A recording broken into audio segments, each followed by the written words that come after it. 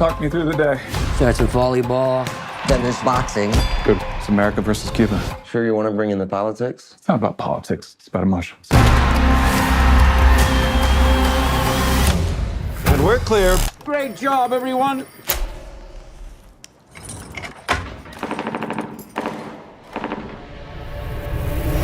Do you hear that? Close gunshots. September 5th. So this film showcases the events of September 5th, 1972, in which there is a disaster in Munich, a terrorist attack in Munich for the Olympic Games, in which the Israeli contendants are taken hostage by a militia group thought to be fighting resistance for Palestine. And you get to see this perspective of all these tales unfold from the kind of sports centre, the sports room for the Olympics, which already made a big deal of live streaming most of the events, and now in a tale of madness is kind of live streaming this terror story over the course of 2 to 3 days. But Alex, what did we make of this movie upon sitting down? Yeah, I'm a fan of anything film producing related and TV, so I was almost jumped on this film. But this actually tells the story from inside the newsroom, ABC's newsroom, and it's famous across the world. It's essentially a crew of sports reporting, so they're not actually news reporters, they're sports news reporters, but because they are right there, you get to see the story from their perspective, from within the studio essentially that they've built there to do the live streaming. And you barely get any chance to go outside. I think there's like maybe 5 minutes when you're outside, or 10 minutes of the film when you're outside of the studio. So you get to see all those ethical decisions that they have to make. This is 1972, if you remember, Buzz, and it was a very tricky time for televisions to start with, and I'll tell you a fact in a second. But you get to see them going through the questions of, we don't want to be the story. How much of the hostage situation are we showing? What do we do if there is a murder on live television? There was no techniques at the time established enough to prevent any violence on screen.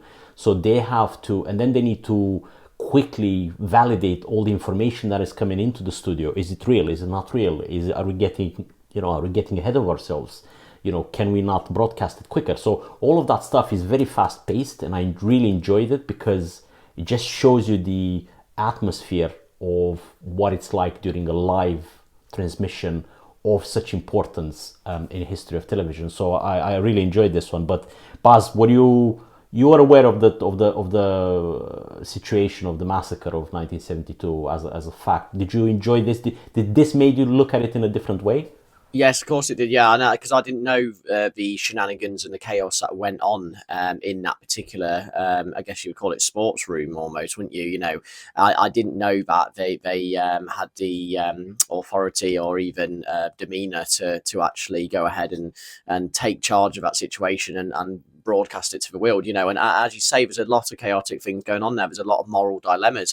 This is a technology meets a terrorist attack never seen before on such a large scale from a sports newsroom crew, which are out of depth to say the least. And then you throw into the fact that the German police in Munich are dealing with a terrorist situation which they can't they've never dealt with before, and because of the legalese with the war and everything, the German army can't come in to assist them. So You don't want anybody to see their kid executed on live television, no. So I don't know about the Israelis, but David Berger's folks are in Ohio, so I'm pretty sure they'll watch. Well, someone should tell them not to watch it, but we have a bigger responsibility here. What about the sponsors? The sponsors are not going to be concerned. All they Guys, care we have about 2 minutes. are viewers. Okay. So is that what we're trying to achieve here? Is ratings? No, we're following the story wherever it takes us. All right, then let me ask you this. Black September, they know the whole world is watching, right? That's why they chose the Olympics. If they shoot someone on live television, wait, whose story is that? Is it ours or is it theirs?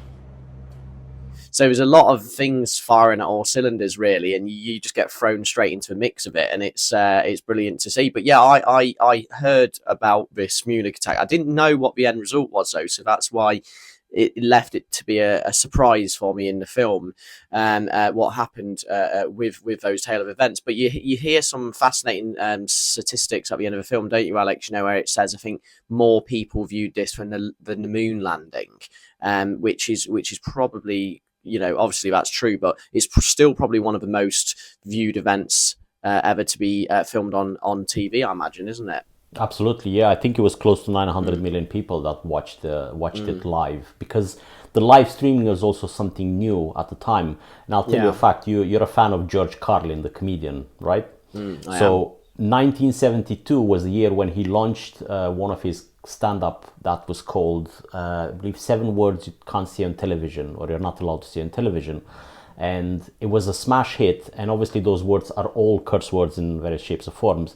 When that aired on radio, it aired on a radio in New York, and people that were listening to it sued the radio because of indecent language, essentially. And it went all the way up to the Supreme Court, and the Supreme Court decided that the radio was not supposed to give this. And that's how sort of the regulations of indecent footage in either visual or sound needs to be in some shape or form kept in check, so that you don't just say anything you want during a live transmission. So this is the same year when the Munich attacks happened, and you're thinking that those TV people bringing it back to the film, those guys in the studio were also having that at the back of their heads, thinking, what do we do now? And there is a technique that has been, since now is standard practice in TVs. It's called the dump button, which that the producer in the studio during a live transmission has quick access to, which essentially delays the live transmission by a few seconds in case somebody says something or some violence happens, somebody's shot live or something like that happens. And that is a technique that has been implemented because of events like the Munich attacks, because of events like the moon landing. They had the same technique, thinking, what if suddenly we're live TV and something happens to the moon landing? What do we show? Do we show that? What do? Do we cut the transmission? We don't, you can't control a live, anything crazy happening on live TV. And this is why this moment was important. But it also, and I'm going to ask, while you're watching this in cinema, did you feel a sense of claustrophobia at all? I thought it was. I mean, they make a deal, don't they, at the beginning of the film about the aircon units broken in the in the viewing room, and there is a feeling of, I wouldn't say claustrophobia, but there's a feeling of a hot, tense, sweaty room that's probably is in need of a good clean. Yeah, they are nervous anyway, so that's why they're sweating. It's not just because the AC unit's broke. But anyway, why do you ask that? Because I felt a sense of information claustrophobia.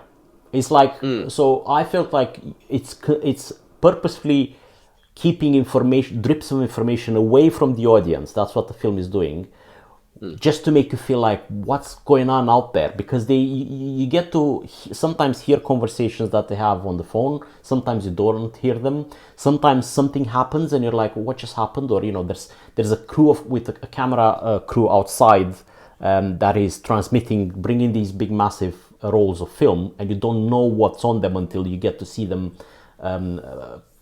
play by the crew inside the TV station. And it just felt, to somebody like me and everybody these days that have quick access to information on a Google search in your phone, I felt like this film plays on that and sort of prevents you from just that satisfaction, that dopamine hit that you get when, okay, I found the answer quickly. And I found that very well done from a directing point of view, because it just slowly gives you drips of information, doesn't allow you to know the full story, and you discover the news as the guys in the newsroom discover it too, which I thought was really impressive. No wonder he's nominated for awards. I think he's nominated for Oscar too.